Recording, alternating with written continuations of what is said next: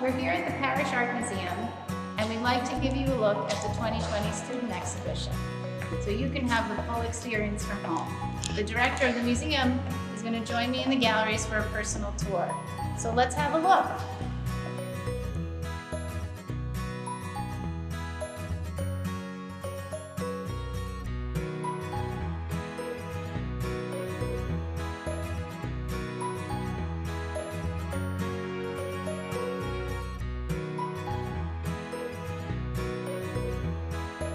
Hi, I'm Terrie Sultan. I'm the director of the Parrish Art Museum, and with me is Cara Conklin-Wingfield, our education director.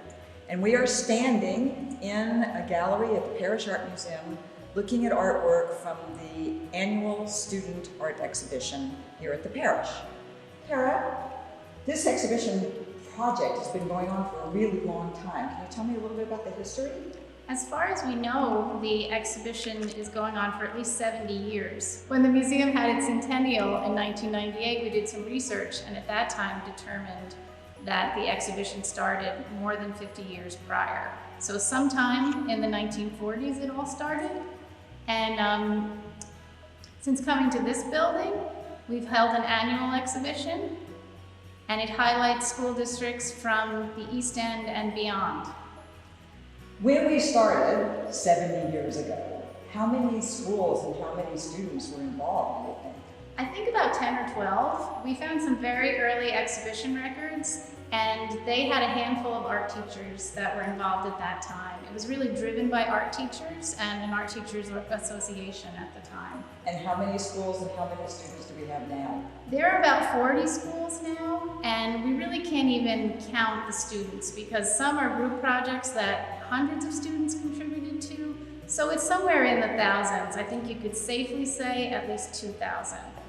So let's talk a little bit about the Blue Whale here. This, I think, is a group project. It is. It's a group project from the Rainer Country Day School. And for years they've been doing a project like this where every single student in the school contributes to one three-dimensional piece. And in this case, it touches on a bunch of themes in this part of the exhibition, which are nature, environmental concerns, and reusing materials, so using recycled materials. When you start to talk about the teachers about the upcoming student exhibition, do you talk in general about themes that they can then guide their students, or is it just something that comes together when the work starts to come in? We leave it up to the teachers. That's what we found they like the best, to have the freedom to address their curriculum or opportunities they might have to connect with artists or across disciplines. So we don't restrict them in any way as far as themes. We just have some size guidelines to make sure we can fit everything in. Has anybody ever built anything that could not physically fit in the building? Not yet, but some have some pretty ambitious ideas. We work really closely with the art teachers, and this teacher, for instance, started to talk to me in October to plan this out and make sure it would work, get in the building, and be able to be assembled. And this one, which looks like a tortoise totem pole. A totem pole, yes. It's actually a bunch of different animals. This is the front of it, over here. You can see the animals' faces. It's from Conklin East Elementary School. And this is an example of something that came together at the last moment because the teacher was able to create an artist in residence program with a community artist named Snow. So she worked with one grade level over a period of time and made this. And we try to be really flexible with teachers if they have ideas they want to execute quickly or opportunities. So this ended up switching out for another project she had because it was such a great way for them to contribute to the show. And Snow actually worked with the Parrish before. She was one of our participating artists in an Artist Choose Artist project several years ago. And this is a room walkthrough with lots of different kinds of places to stop along the way, almost like it was a walk through a garden. What's going on here?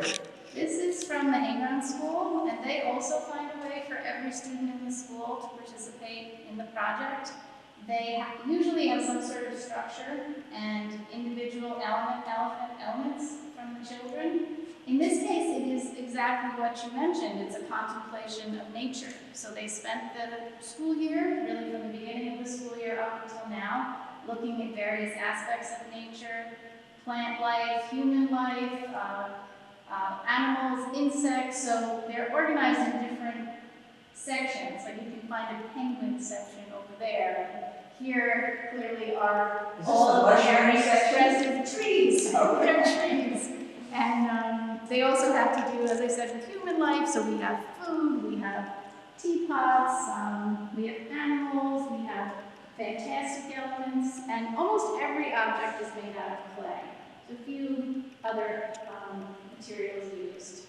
Now, in a group project like this, what happens at the end when the exhibition comes down? Does each student then get to keep the pieces that they made? That's what I imagine will happen with this piece, since they are individual sculptures presented together. The totem, I'm not sure. That'll be up to the community in Cutchogue. There might be a place for it in the school lobby. Now, I have a favorite piece in this exhibition, which I would like to talk about, or ask you about, I should say.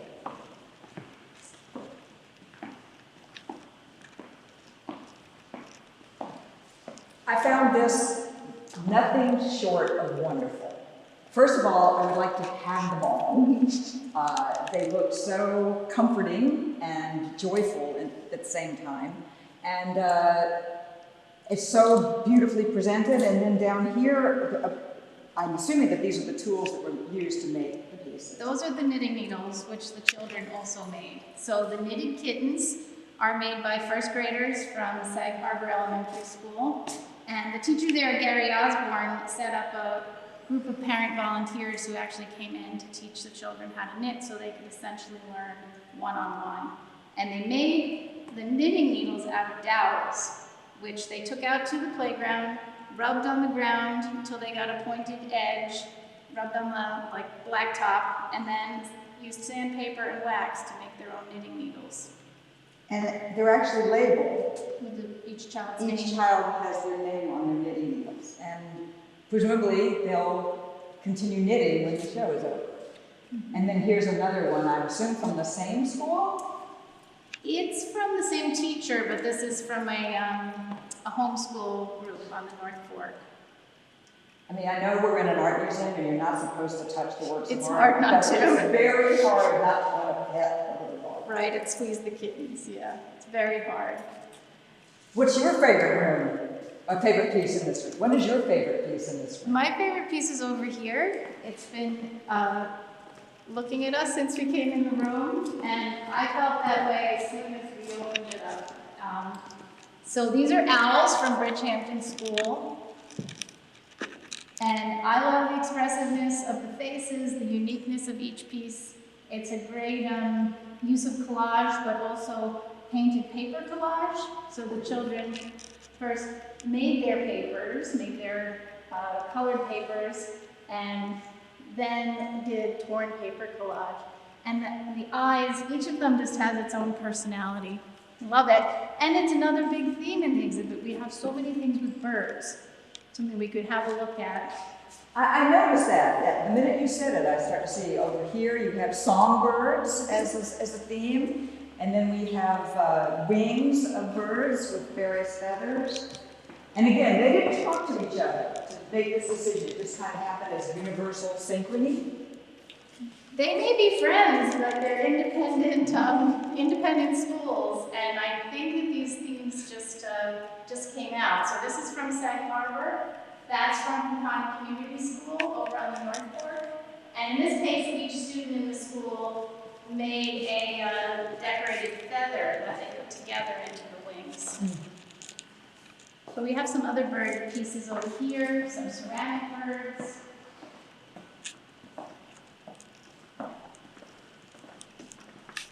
This is from Southampton Montessori School. We are all birds of a feather on the tree of life. So teachers have really, really inventive ways to have individual students be able to see their contribution, but still present it as a group project, which is what this gallery contains. It contains group projects from elementary, middle, and high schools. I want to point something else over here about highlighting an individual contribution. This is from the children's school, which is in Southampton. It's a preschool, and they have images of the children actually making the same work that you see right next to it. And this was actually inspired by the permanent collection installation here at the Parrish Art Museum. So it's called "This is What We See, What Do You See?" And it's based on looking at the things that are on view here at the museum.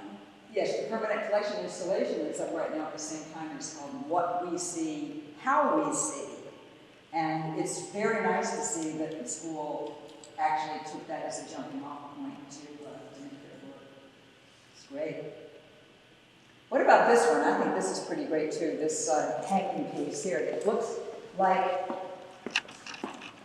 it's made out of recycled materials. It is. It's all mostly bottle caps. Bottle caps, container caps, and then some spools and beads mixed in. Wonderful.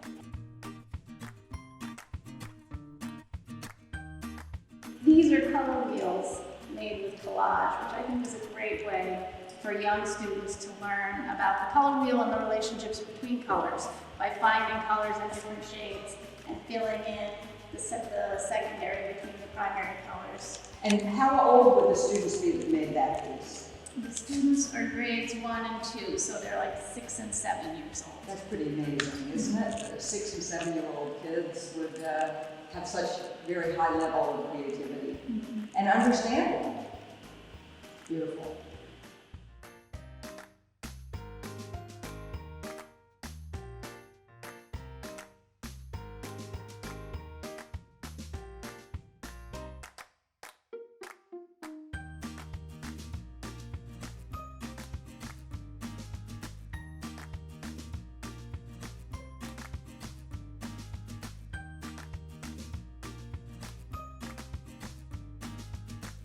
A special aspect of the student exhibition that has taken place, I think maybe over the last 3 or 4 years, is a part where we invite artists that have shown at the parish to work with a group of students to create community works that are outside of what the students are working on with their teachers, but then folds into that. This year, I think that you selected some artists that had been featured in the Artist Choose Artists exhibition that preceded this one. Can you talk a little bit about how that happened and how that worked? Sure. We worked with 3 artists from Artist Choose Artists, and the children who are part of this part of the exhibition are actually in our ongoing school programs. So they're experiencing a curriculum connected with the museum, which connects either with their language arts or their social studies. So they see us regularly, they visit the museum regularly, and one part of that project is the Artist in Residence, where they come to the museum and work with an artist. In this case, the artists all had work on view in the fall, so the children were able to meet them, hear about their work, and then work together in the studio on projects related to themes in the artist's work. And we have a wonderful video of that process that you can also access on the website. Yes, the video, you'll hear directly from the artist, you'll see the children at work.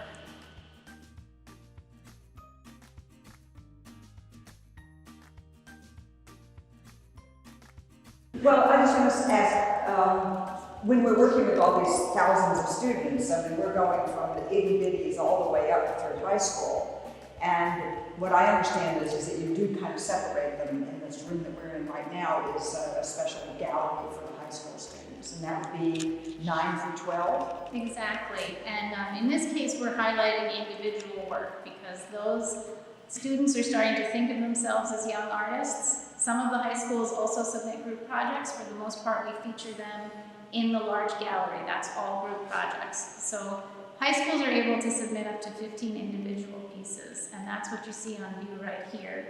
And 14 separate high schools are participating in this part of the exhibition.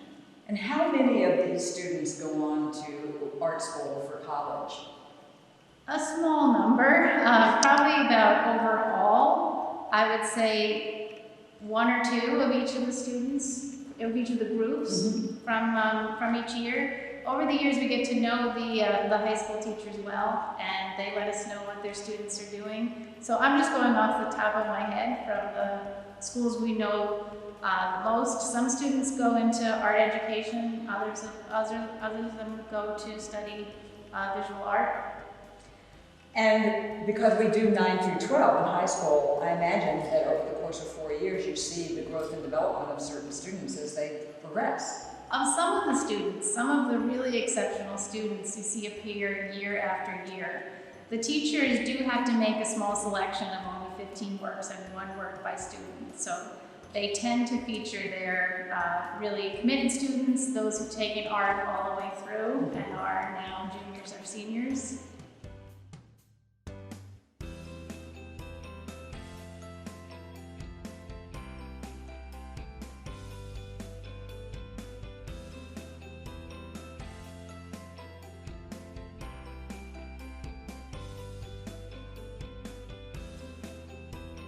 Another very important aspect of this student art exhibition is the fact that we actually do have a jury, that a very wonderful man that you work with that selects his view of the highest quality works and gives out awards.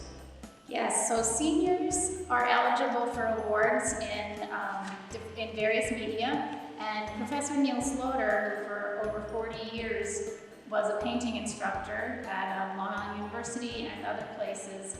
He comes in and really carefully reviews all the work by seniors and looks at everything and awards a handful of ones to watch.